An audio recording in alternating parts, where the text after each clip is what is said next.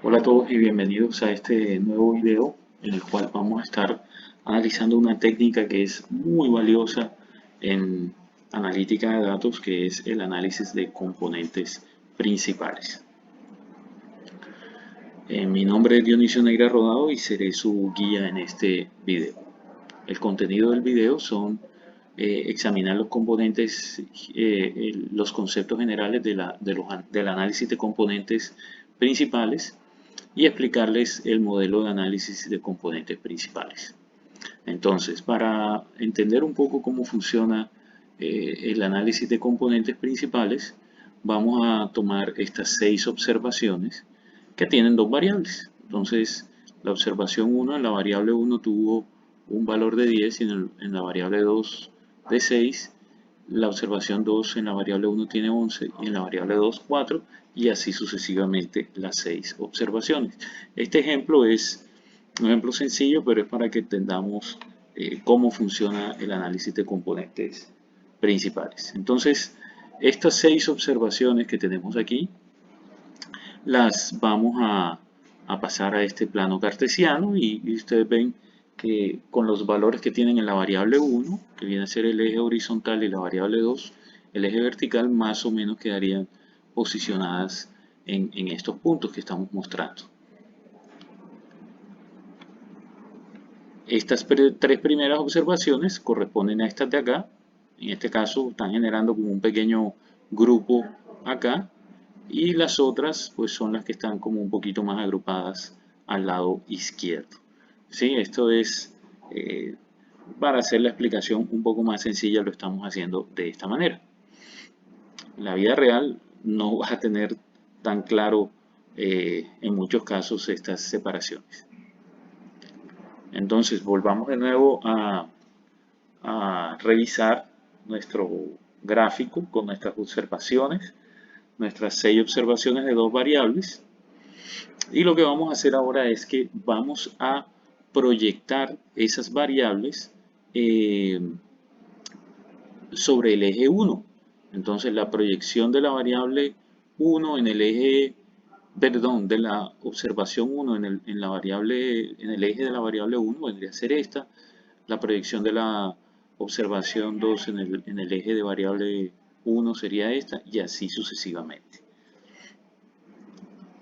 Eso me va a permitir a mí, una vez tengo estos valores en este eje de cada una de las observaciones, hallar el promedio de todas las observaciones, pero a lo largo de este eje, ¿sí? Es decir, el promedio de la variable 1 para todas las observaciones. De manera similar, nosotros podemos proceder para la variable 2. Entonces hago la proyección de todas estas observaciones hacia el eje donde está la variable 2, ¿sí? Y de igual manera, así como hice el cálculo del promedio para la variable 1, voy a hacer el cálculo del promedio para variable 2 de todas las 6 observaciones que tenemos, y estimamos que el promedio podría estar alrededor de este punto. Esto me va a servir a mí ahora para hallar un punto general que va a ser el promedio, pues digamos central, o un punto central teniendo en cuenta todos los puntos centrales de los ejes, que en este caso son dos, y ese punto central lo vamos a colocar aquí, que viene a ser el punto central entre lo que encontré de promedio de variable 1 y el promedio de variable 2.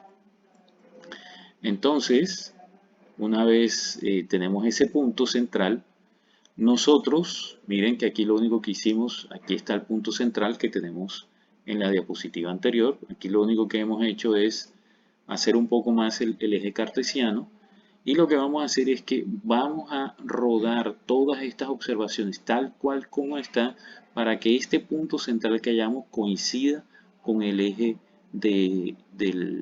con el origen del punto cartesiano, del eje cartesiano. Entonces, lo que vamos a hacer es progresivamente irlo moviendo hasta que alcance ese punto, y una vez alcance ese punto, entonces nosotros vamos a buscar ajustar una línea, como una recta de regresión, que describa mejor los datos. Cuando decimos una línea que describa o que se ajuste mejor a estos datos es que nos va a tocar estar girando esta línea, que es a la larga lo que se hace en regresión lineal, de tal manera que se minimice la distancia de todos estos puntos a la línea. Entonces, por ejemplo, la distancia del punto 3 a la línea original era mayor que a la línea 1 y lo mismo pasa con el punto 1, la distancia de la línea original es mayor que a la línea 9. Si yo voy girando, esas distancias se van reduciendo, la de todos los puntos a la línea, hasta que finalmente llego a una línea que es la que minimiza esas distancias. Esa línea que minimiza las distancias de cada uno de los puntos a la línea en sí, la vamos a llamar la línea del componente principal número 1, ¿sí? Que viene a ser esta que está aquí. Esta línea que está aquí la vamos a denominar componente principal número 1. Que es lo que vemos acá. Y esto quiere decir que la mayor variación se presenta a lo largo de la variable 1, porque miren que la pendiente es de 0.25. ¿Cómo hacemos este cálculo de la pendiente? Este cálculo de la pendiente lo hacemos porque obviamente aquí ustedes no alcanzan a ver los cálculos, pero para lo que está detrás de esta línea aquí es que hay una pendiente de 0.25 y que eso quiere decir que por cada 4 unidades que yo me muevo en la variable 1, la variable 2 va a aumentar en 1, ¿sí? Entonces eso quiere decir que hay una pendiente de 0.25 y quiere decir que la mayor variación está a lo largo de la variable 1 o del eje que describe la variable 1.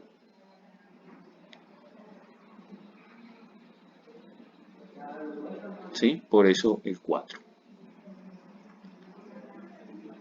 Entonces, este componente o este eje rojo que tenemos aquí que denominamos como componente principal 1, en realidad es una combinación lineal de los valores que obtiene cada una de las observaciones, tanto para la variable 1 como para la variable 2. Es decir, para digamos 4 veces el valor de 1 más una vez el valor de variable 2 me va a dar el valor correspondiente aquí a esta combinación lineal para cada uno de los puntos que estamos analizando. Es decir, yo tendría que tomar el valor en 1, en la variable 1 y en la variable 2 de este punto, y esos valores reemplazarlo en esta fórmula para hallar su representación en este componente principal que estamos colocando acá. De igual manera, bueno, ahí volvemos a colocar nuestro componente principal. Ya sabemos que tengo que moverme 4 unidades en variable 1, subir una en variable 2 para poder llegar al componente principal. Esa es la pendiente del mismo, que es el 0.25 que habíamos visto anteriormente. Y podemos determinar que a la larga este vector que tengo aquí, por teorema de Pitágoras, yo puedo hallar su valor real, que viene a ser la raíz cuadrada del cuadrado de este lado más el cuadrado de este lado. Entonces, al sumarlos, está aquí, le saco la raíz cuadrada y obtengo el 4.12. Ese valor de 4.12, si yo lo utilizo para dividir las demás valores que tengo ahí, pues obtengo un 1 en la diagonal, 0.97 en el eje horizontal y 0.24 en el eje vertical. Si vemos aquí, la proporción es de 4 a 1 y 0.24 sigue siendo la cuarta parte de 0.97. Es decir, esa proporción no se ha perdido, sino que para manejo de la información lo que se utiliza es precisamente estandarizar esto para que la diagonal quede con el valor de 1 y las demás pues en sus medidas correspondientes, guardando las proporciones.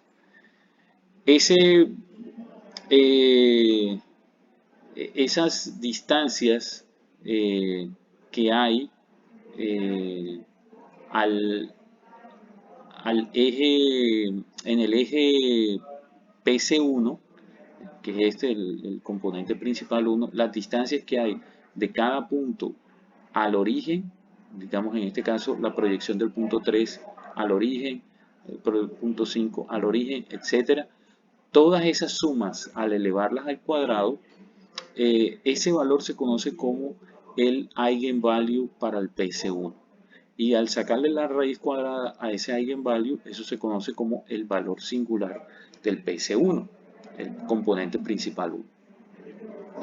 De igual manera, yo puedo construir un eje que sea perpendicular al anterior y este va a ser el componente principal número 2 y su pues combinación lineal sería 0.242 más 0.97.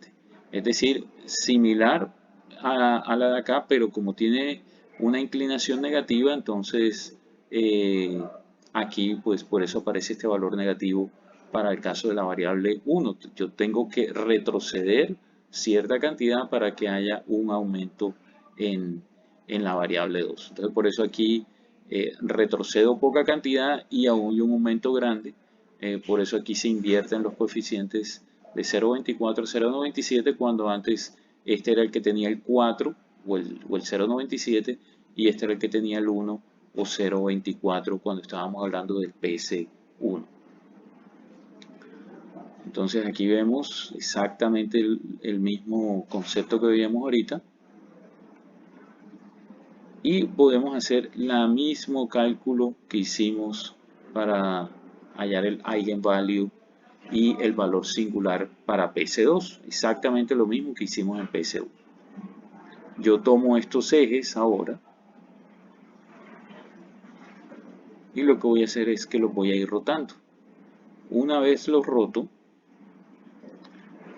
yo puedo obtener la variación para el PC1, que viene a ser la suma de todas estas distancias hasta este origen, a lo largo del PC1, perdón, a lo largo de este, y eso me va a dar, lo divido entre n-1 y eso me va a dar la varianza a lo largo del PC1, que es un indicador de la variación a lo largo del PC1, y si lo hago para el eje 2, aquí voy a tener un indicador de la varianza para el PC2, asumiendo que la variación o la varianza a lo largo del PC2, miren que aquí es menor, es de 3 y la variación para el PC1 es de 15 porque es mucho más grande. Obviamente estos cálculos ustedes no los han visto porque es la presentación, lo veremos en R y de hecho ni siquiera en R porque esto lo va a hacer automáticamente el sistema, sino para que ustedes entiendan qué es lo que está haciendo detrás. Entonces tengo la variación total que se observa en la variable corresponde a una variación de 3 en el eje PC2 y una variación de 15 en el eje PC1. Entonces la variación total va a ser de 18. Esto quiere decir que el 83% de la variación está a lo largo del eje PC1 y el 16% total de la variación está a lo largo del PC2. ¿Cómo se sacan esos porcentajes? Al dividir 3 entre 18 y 15 entre 18.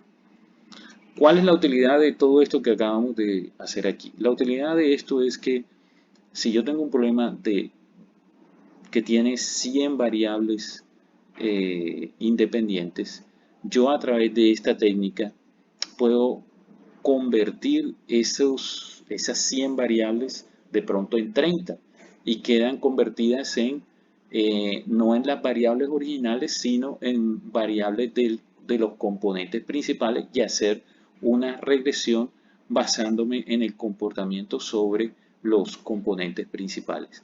Lo otro que se puede hacer es que yo puedo hacer la metodología de los componentes principales, de pronto me dan 10 componentes principales para esas mismas o para 50 variables y de pronto los primeros 3 ejes sumados llego al 95-96% de la variación.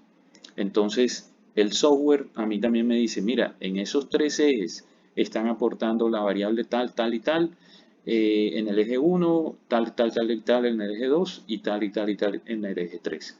Entonces, cuando el software me dice a mí eso, ya yo puedo identificar, bueno, entonces yo voy a hacer mi modelo de regresión eliminando todas las demás variables y solamente considerando esas 9, 3, en ese ejemplo que le estoy informando, que le estoy comentando, que tendríamos en cada uno de los componentes principales, de los tres primeros componentes principales. En resumen, lo que quiero que tengan claro es que los componentes principales lo que van a hacer es, se van a construir, son ejes que se van a construir a partir de las variables originales del problema, en los cuales estos ejes lo que van a ir es configurándose o creándose en la medida de qué tanta variabilidad explican en la variable de respuesta. El primer eje va a ser el que más explique, el segundo menos y así sucesivamente hasta que logremos construir todos los ejes. Esta técnica, como les decía, permite reducir el número de variables. Yo puedo tener un problema de 100 variables y que quede en 20, pero esas variables no van a ser las originales, sino las del componente principal o los 20 componentes principales y yo trabajar con eso para que el modelo de regresión sea más fácil de manejar. O lo que puedo hacer es que si tengo de las 100 variables 20 componentes principales y los tres primeros me representan el 95% de la variación, yo podría trabajar con esos tres directamente o verificar qué variables están en esos tres componentes y en esas variables, las que no estén en esos componentes, eliminarlas y hacer la regresión con las variables originales, no a través de componentes principales, pero solamente considerando las variables que estaban en esos o que hacían parte o que contribuían a esos tres primeros componentes principales que explicaban, digamos, un 95 o un 90% de la variabilidad total. Esa es la utilidad de los componentes principales en analítica de datos, que es básicamente reducir la dimensionalidad del problema. Cuando hablamos de dimensionalidad es reducir el número de variables a considerar en el modelo. Bueno, espero que esta explicación les haya servido para entender un poco cómo funcionan los componentes principales, su utilidad en analítica de datos y vamos a hacer una aplicación en R. Que esté muy bien.